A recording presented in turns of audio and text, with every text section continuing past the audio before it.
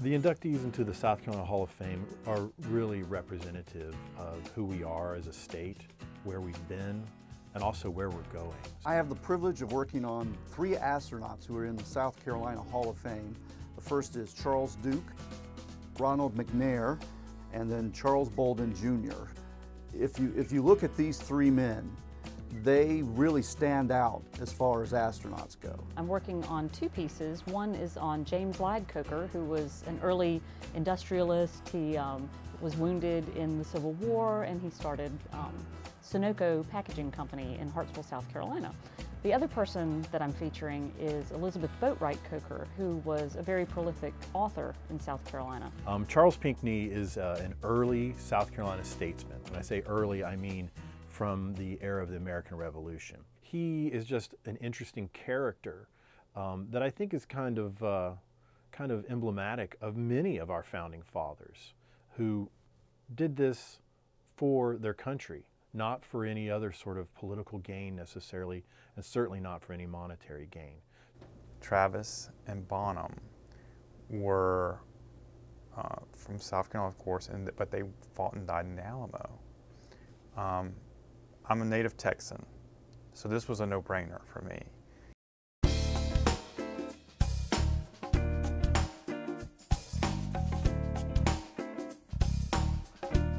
It was interesting finding out about these 2 guys that Bonham actually attended the University of South Carolina when it was South Carolina College, and apparently the food was atrocious, and he helped lead a revolt, and they were expelled from school.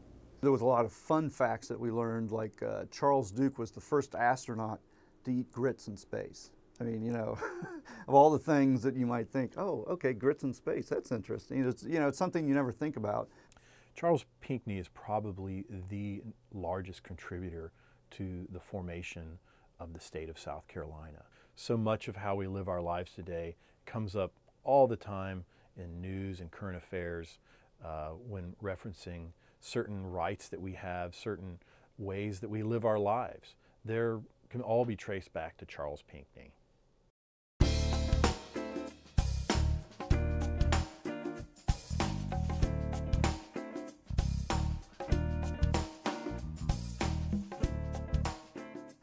I'm hoping that the people who watch these videos about the 3 astronauts in the Hall of Fame take away the fact that these men were heroes, and heroes in the sense that they weren't necessarily born to be heroes. They're just ordinary people who are able to do extraordinary things, and that the younger generation can use them as an example of what can happen if you can just work hard and persevere and follow your dreams. Travis and Bonham find themselves at the Alamo fighting for freedom. And they're not just fighting for independence, but they're fighting for this belief that they just cling to. That's something that all South Carolinians should be proud of. In this day and age, I think it's important to be able to look back and learn more about South Carolinians through history who have helped shape the state into what it is today and where we're heading. I think anything that ETV can do to help preserve some history, maybe bring it to new light as time goes on, people can be forgotten, and we've got an opportunity to really highlight folks that did really important work and deserve to have their stories told again.